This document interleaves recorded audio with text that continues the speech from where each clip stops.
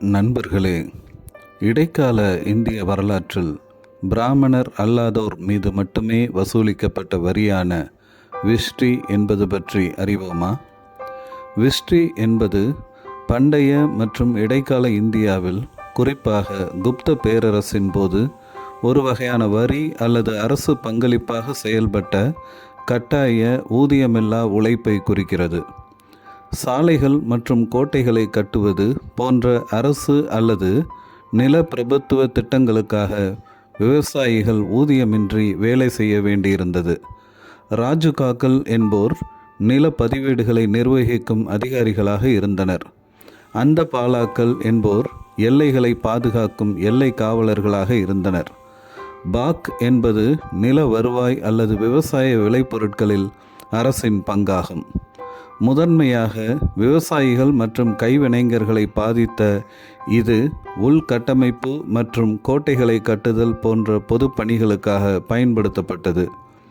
பகிர்ந்தளிப்பதை அடிப்படையாக கொண்ட பழங்குடியினரின் வாழ்வியலுக்கு எதிராக பிராமண சமூகம் உபரியின் மீதான தனது உரிமையை நிலைநாட்டிட இந்த முறை உதவி செய்தது.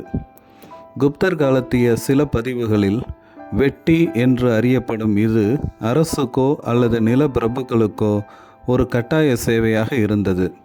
இது பெரும்பாலும் பணமாக பெறப்படும் வரிகளுக்கு பதிலாக அமைந்தது. வரியாக கருதப்பட்ட விஸ்ட்ரி சாலைகள் மற்றும் கோட்டைகளை கட்டுதல் போன்ற பொது பணிகளுக்கான செலவுகளை சேமிக்க அரசுக்கு உதவியது. இது அரசுக்கு ஒரு குறிப்பிடத்தக்க வருமான ஆதாரமாகவும் விளங்கியது. பெரும்பாலும் இராணுவத்தை பராமரிக்கவும் வருகை தரும் அதிகாரிகளுக்கு ஆதரவளிக்கவும் இது பயன்படுத்தப்பட்டது. விஸ்ட்ரி என்பது சூத்திரர்கள் மற்றும் வைசியர்கள் போன்ற தாழ்த்தப்பட்ட வகுப்பினர் மீது மட்டுமே பரவலாக திணிக்கப்பட்டது. சாலைகள், நீர்ப்பாசன அமைப்புகளை கட்டுவதற்கும் கோட்டைகளை பராமரிப்பதற்கும் இது பெருமளவில் பயன்படுத்தப்பட்டது. பண்டைய நில மானிய கல்வெட்டுகளில் காணப்படுவது போல இது மத்திய பிரதேசம் மற்றும் கத்தியவார் பகுதிகளில் பரவலாக பின்பற்றப்பட்டது.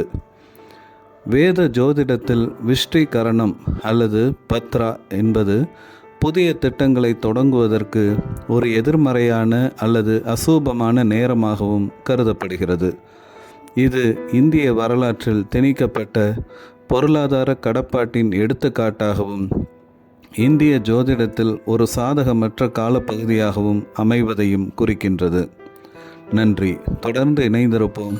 புதிய காணொளிகளை பெற லைக் பண்ணுங்கள், ஷேர் பண்ணுங்கள், சப்ஸ்கிரைப் பண்ணுங்கள்.